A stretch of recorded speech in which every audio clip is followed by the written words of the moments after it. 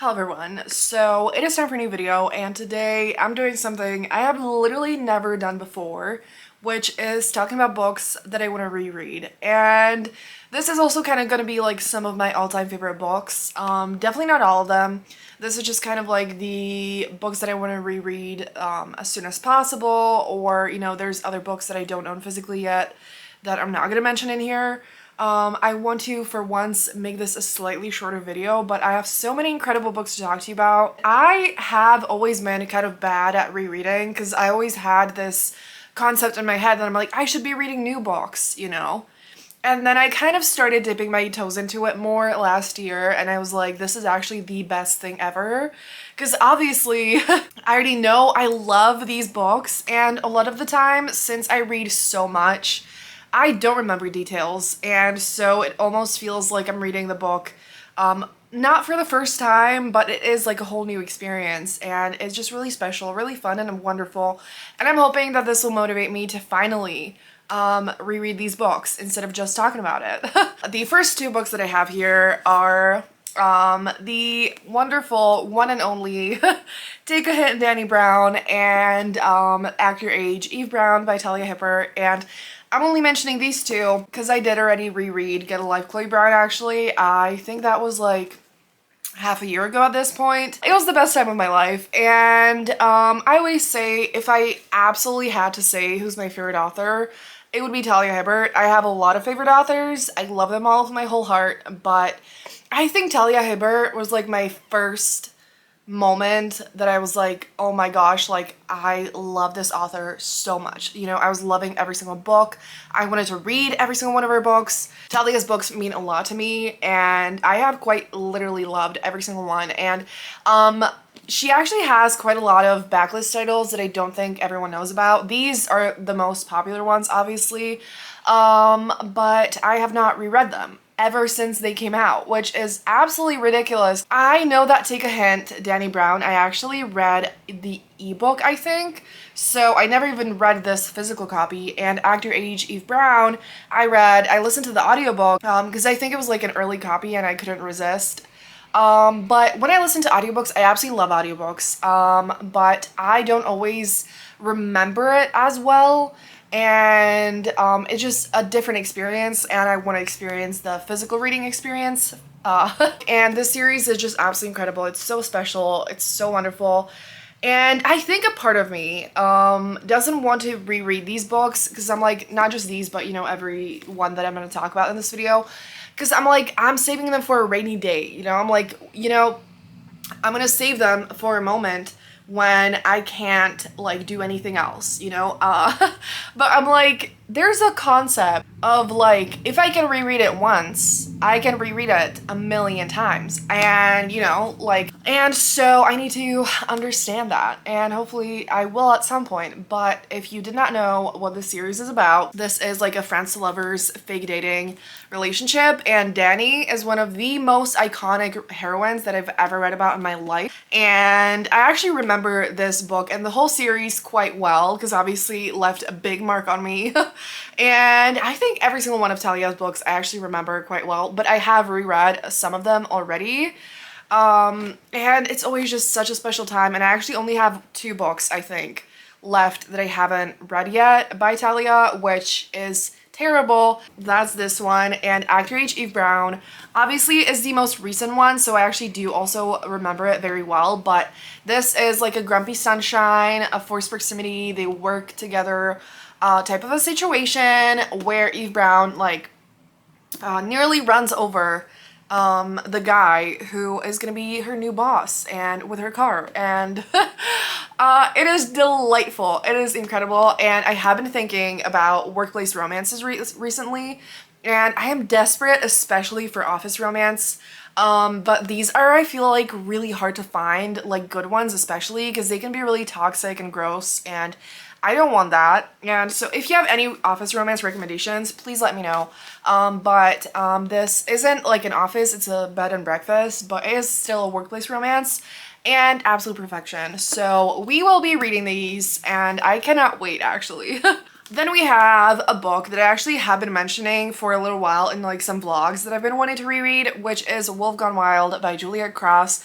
So this actually includes all the books in the series. I do not have the most recent one. These were self-published and they're being republished with a traditional publisher. So the last book already came out, I think last year, but the new version is not out yet. I've been talking about it and wanting to read it again for so long, and this is my favorite, like, most perfect adult paranormal romance series.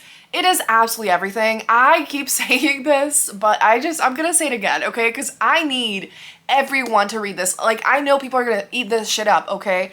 It is the most perfect mixture of action-packed and paranormal supernatural stuff and super swoon-worthy, fun, entertaining, sweet, steamy romance.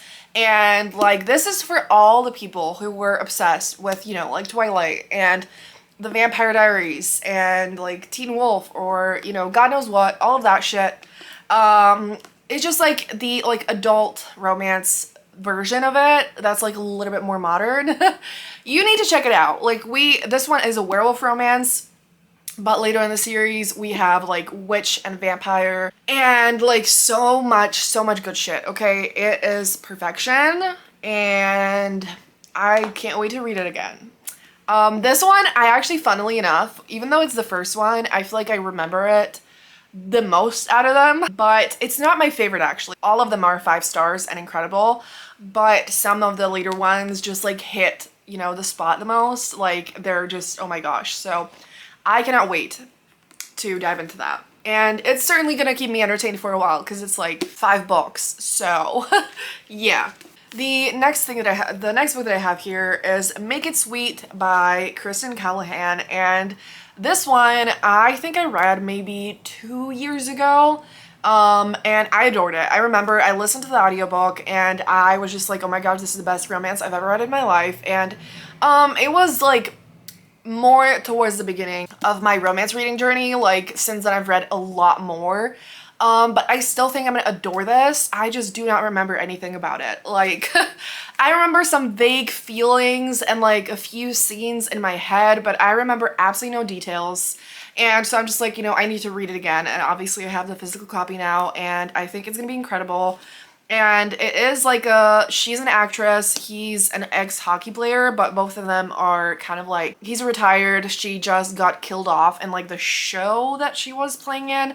And so they're really stuck in their careers, and they run into each other in a small town. And it was just angsty and romantic and swoon-worthy and steamy and fun. And I don't know, now that I'm saying this, I feel like I just had this thought that it gives me some like Elsie Silver vibes, which I adore her. I just read Wild Love by her, the new release, and it was incredible. And I just feel like this might give me the same thing, which is funny I'm saying that as if I never read it, you know? But yeah, so this is definitely on top of the priority list because, again, I don't remember shit. So we are doing this very soon, and I hope and I do believe I'm gonna love it as much as I did the first time. So yeah, the next one is 7 Days in June by T.L. Williams. Once again, a book that I listened to on audio, which is a big pattern. Like, a lot of the time, if I fall in love with a book on audio, I obviously, you know, want to get the physical copy and then reread it, and I adored this book. Literally also had the feeling that this is one of the best romances that I've ever read in my life, and I absolutely stand by that, and I'm so happy that this book has received a lot of love. I remember, like, initially I thought this would be more of a literary fiction book based on the cover, but it is absolutely romance, and it is one of the like best ones I've ever read. It is emotional, it's beautiful, it's angsty and sad and just absolutely wonderful in so many ways. And I feel like I'm procrastinating on this one because, again, it's very emotional. And I'm like, am I ready for this? But I actually think I need to read this in June, which is next month. And I'm like, I need to make it happen because I know last year I actually had this thought and it didn't happen. And then I was like, okay, I guess I'm not going to read it in June.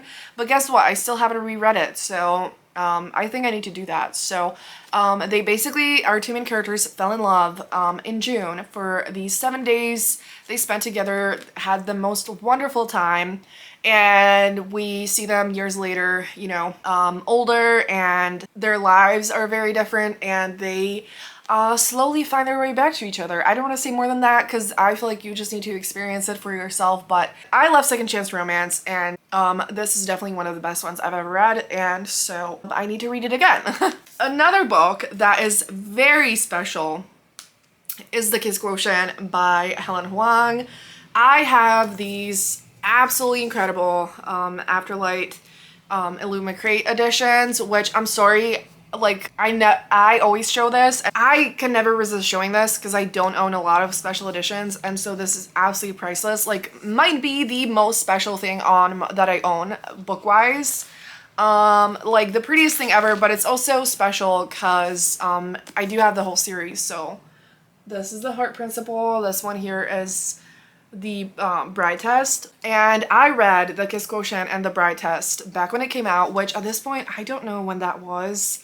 I don't think this has the date, but it was a long time ago, and I think I remember I'm pretty sure this might have been the first adult contemporary romance that I ever read. And so it was just super special to me. I adored it. I just like, oh my gosh, like it was the best experience of my life. And I've been wanting to reread it because obviously I don't remember it. I actually, like, I remember some things about it. Obviously I don't remember it super well. And I just want to experience it again. I want to see it with the eyes that I have now after reading so much romance. And I'm a little tiny bit scared. I'm like, what if I don't love it as much as I remember? But at the same time, I think I'm absolutely gonna love it as much as I did the first time. And obviously I do also want to reread The Bride Test, and I actually have not read The Heart Principle, so I need to do this as soon as possible. And obviously these editions also motivate me even more because I want to just see this. I want to hold it in my hands, read it, and bask in its beauty. And yeah, so can't wait for that. And speaking of beautiful covers, I really want to reread What a Match by Mimi Grace. This has the most fall vibe cover. I can't speak anymore. This just has the most beautiful fall vibes. I don't remember if it is set around fall, like probably is. I don't know if it like is a big part of the setting. So a part of me was like, maybe I should wait until fall to reread it. But it's still quite a while away, and to be honest, recently there were days that felt more like fall than spring here with the weather, and I was just like, you know what, fuck this. Like, I was so frustrated with it, but I was like, maybe I can just make the most of it and read something that fits the vibe, and I adored this. I'm pretty sure they move in together, but again, I don't really remember the details. I know I literally inhaled this in one sitting, and I think I didn't process all of it properly. And so I want to read it again. I know that I was thinking that this is my favorite book by Mimi Grace. I think this is her fourth one. But I have enjoyed all of them. I absolutely recommend her books, and all the covers are designed by Lenny Kaufman, and of course I love them. But I just really want to read this because it is only 230 pages. And I already know I loved it. So the next book is My Mechanical Romance by Alexine Farrell-Falmouth. And I have talked about this book before, but not in a while. And this is a case where I read the ARC before the book came out, and I was just like, I desperately need to buy it when it comes out and read it again. I adored it. This one is a YA contemporary romance, and I just remember reading it like, this is one of the best YA contemporary romances that I've read in a long time. Absolutely one of my favorites. And this is actually a pen name of Olivia Blake, or I don't know if it's her real name, but it is Olivia Blake. And I feel like no one really knows about it. And obviously it's a very different vibe from her normal books, but I actually still have yet to read an Olivia Blake book, but I read this and I adored it. And so I'm just like, what the hell am I waiting for, first of all? And second of all, this was just everything, and I want to read it again. And there is another YA contemporary romance coming out. this month, either next week or the week afterwards. I've been anticipating it so hard. I was gonna request an arc of it as well, but then I was just like, shit, like I think based on how much I loved this, I want to experience it for the first time in the physical book. And so I tortured myself with waiting for it, and now I'm like, you know what? Since it's still not out, how about I reread this before it comes out so that it can, like, you know, make the waiting easier. So if you have not checked this out, you need to read it. So then I have The Dead Romantics by Ashley Poston, and this one I'm slightly conflicted about because it obviously is kind of like a spooky ghost romance. And so a part of me wants to save it for fall as well, but I have been thinking about it quite a lot recently, and I just like adored this book. I also listened to this one on audio, and again, you know, I could literally read it now and then read it in the fall again, like and this is basically about our heroine is a ghostwriter, and her new boss dies, and she, you know, she sees him as a ghost, and they have a romance together. And I love Ashley Poston's books so fucking much. They mean so much to me. I just feel at home in them. Like, it's just the most special feeling where it just feels so comforting and soft and lovely and beautiful, and I connect to them. I connect to them on such a deep level, and I always say it is the coolest thing because I feel like a lot of people don't know that Ashley Poston used to write YA romance, and I read those as a teenager.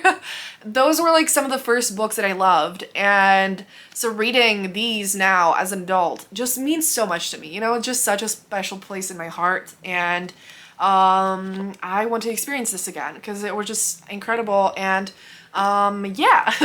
And then I have Bad at Love by Gabriela Martins, and this one I actually also read as an ARC before it came out, and I was obsessed with it. I love this cover. It is so cute. It gives me like 2000s rom-coms vibes, and it is such a short book, and it's so floppy, and I'm obsessed with this. Like, I think I need to save this for like a 24-hour readathon because it's just, oh my gosh. It will be perfect for that. We have Daniel and Sasha, and Daniel is on like a very famous boy band, and he has like a bad boy reputation.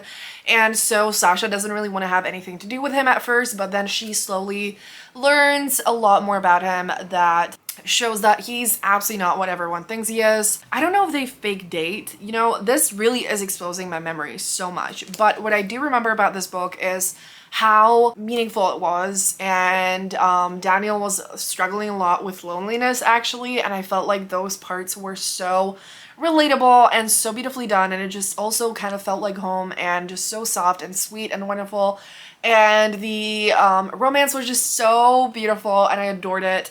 And this actually makes me think of another book that I don't own physically yet, and I thought of another one as well, so I'll mention two that I don't own because like I have to own them as soon as possible. And so the first one is Kismet Connection by Ananya Devarajan. I read this as an ARC as well, and I think it was like a year ago.